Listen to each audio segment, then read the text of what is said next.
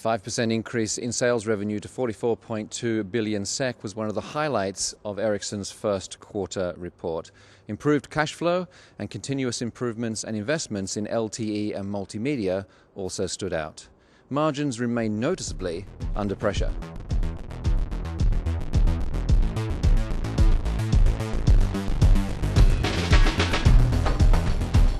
Well, the report actually showed better than expected growth, better than expected margins, and better than expected cash flow. I think we have reasons to be satisfied with that, considering the tough market we are going through. Sales were up 5%.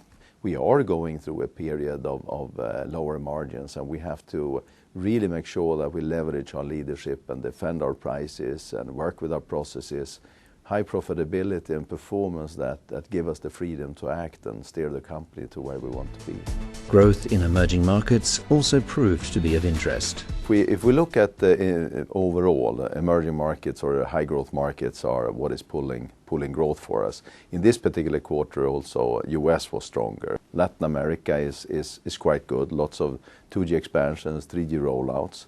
Africa, lots of activities. Asia Pacific as well.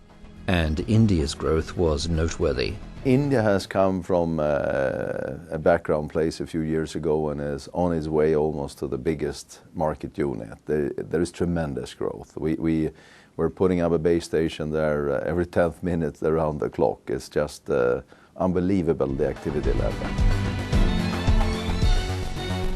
Multimedia has a weaker result, but at the same time multimedia is a blend of 3 quarters being healthy, growing businesses, charging, service delivery platforms, Tandberg and so on.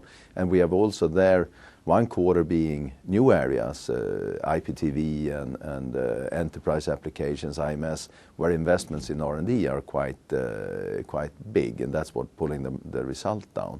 What will be the dominating standard in the coming years? But what is also important is that LTE, which is now starting in the first rollouts in a couple of years, won't peak until another 5 years, I'm sure. And in the meantime, HSPA is just steaming on. HSPA will be the dominating standard for the next 10 years. And at the same time, GSM continues. So we have actually 3 generations that we support and keep alive here.